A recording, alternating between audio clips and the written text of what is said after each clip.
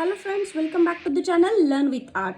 Now here we'll see the formal definition of Moore machine. So Moore machine is nothing but a deterministic machine, means all the transitions of the Moore machine are deterministic in nature. Okay, so this is the representation of Moore machine. Okay, so all the output machines does not contain any final state, because here we don't need to accept or reject any string, so no need to have a final or accept state. Okay, so output machines are without final or accept states. Okay, it starts with initial state. Okay, so this is the representation of Moore machine, in which the state name contains the output alphabet. Okay, so here Q0 is initial state and its output alphabet is what? 0. Q1 is the intermediate state and output is 1, like Q3 is outputting 0 and Q2 with output 0. Okay, so we'll see how Moore machine can be defined. It is defined with the help of 6 tuples, as NFAs and DFAs can be defined with the help of 5 tuples. Here we have 2 more tuples added, that are triangular delta and lambda. Okay, and here we have excluded one tuple, that is F, because here F will remain phi. That's why that is not included in tuples of Moore machine or Mealy machine. Okay, so all the remaining tuples are same as DFAs and NFAs. Okay, so first tuple is capital Q, so that is nothing but a finite set of all states. Sigma is nothing but a finite set of input alphabets. Triangular delta, this is new for all of us, so that is nothing but a finite set of output alphabets. Okay, so we'll see how this triangular delta will be represented. So output alphabets means, if we have input string, like if we want to convert small letter into upper letters, okay, so the input string will be like ABC, suppose. Okay, so at that time our sigma will be a, small b and small c. Okay, but what will be the output string? So capital letter of A, B and C letters. Okay, so here sigma will be small letters ABC and triangular delta will represent capital letters of ABC. Okay, means what? The output letters are different than input letters. Okay, maybe in some of the cases it may happen that triangular delta will be same as sigma, means suppose one's complement example is there, so input is in the form of binary string in 0 and 1 format, and output will be one's complement of the given string, that will also come in 0 and 1 format. Okay, so in that cases sigma will be equal to triangular delta, that is nothing but input alphabets are equal to output alphabets. Okay, so now next tuple is transition function, that is nothing but delta. Okay, so delta is, because these machines are deterministic in nature, that's why it will be same like DFAs. Okay, so delta maps Q applied by sigma gives out Q. Here we will get only one possible output state.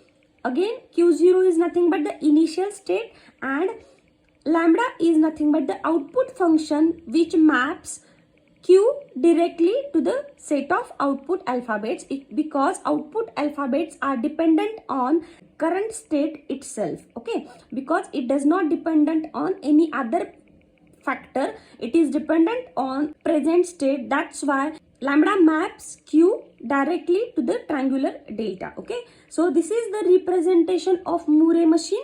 We have seen this, these are the input alphabets as we have seen it previously in DFAs and NFAs. These are the states with their output alphabets. Okay, so the state itself represents the output alphabet because it is containing output alphabets itself. Okay, so we'll try to write all the tuples for this example. Okay, so what will be the set Q? So set Q will contain number of states, that are Q0, Q1, Q2 and Q3. Now next set sigma. Set sigma will include 0, 1. Okay, Now next, output alphabets that are written here in the state name itself. Okay, so that are also 0 and 1 here. Sigma as well as triangular delta, both sets are same. Okay, initial state is Q0. Here Q0 is equal to Q0. Now lambda of Q0 is nothing but 0. Lambda of Q1 is nothing but 1. That will represent triangular delta. Okay, what will be the output function? So lambda of Q0 is 0, lambda of Q1 is 1, lambda of Q2 is 0, and lambda of Q3 is again 0. Now we'll try to write the set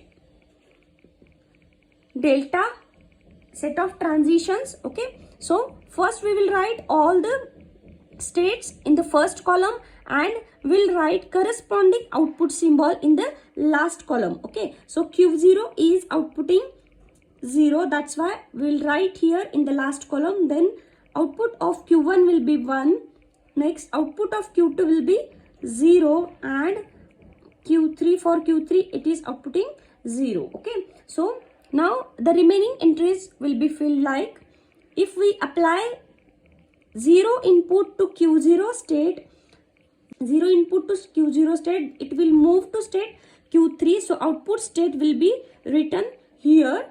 Okay, now next, for input symbol 1, if we supply 1 input to state Q0, then it will go to state Q1. Now next, for Q1, if we supply 0 input, then that will remain in same state, that means Q1 itself. Now next, if we supply 1 input to state Q1, then it will go to state Q2, so output state will be Q2. Now next, for Q2, if we supply 0 input, then it will remain in same state, that is Q2, and if we give 1 input to state Q2, then it will move to state Q3, so output state will be Q3. For Q3, for 0 input, it will remain in same state, that is Q3, and for 1 input it will reach to state Q0, so output state is Q0. So that was related to delta, means transition function. Now we'll see how the strings are get processed in Moore machine. Okay, for that purpose we have taken here one example of input string. Okay, we'll see how these strings are processed. Okay, so consider input string 0110.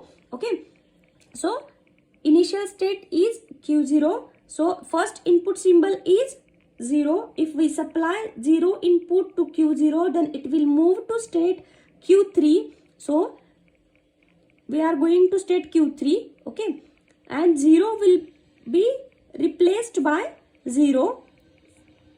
0 will output 0. Okay, so first output symbol will be 0. Now next input symbol is 1.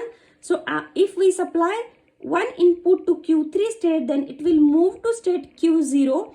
Okay, and 1 will be replaced by 0. So 1 will be replaced by 0. So second output symbol is 0.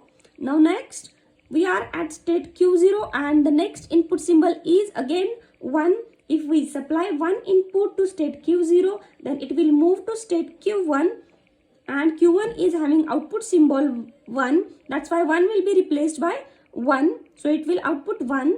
After that, the next input symbol is 0. So if we supply 0 input to state Q0, then that will remain in same state, that is Q1, and this 0 will get replaced by 1. So the total output string will be 0 0 0 1 1. Okay, so if we compare the input string, if input string was of length 4, but we'll get the output string of length 5 because initial state is having output symbol as 0. If we neglect that, then we can have the output string as 0 0 1 1. Okay, hope so you have understood this video. If you have any queries, then please comment on it.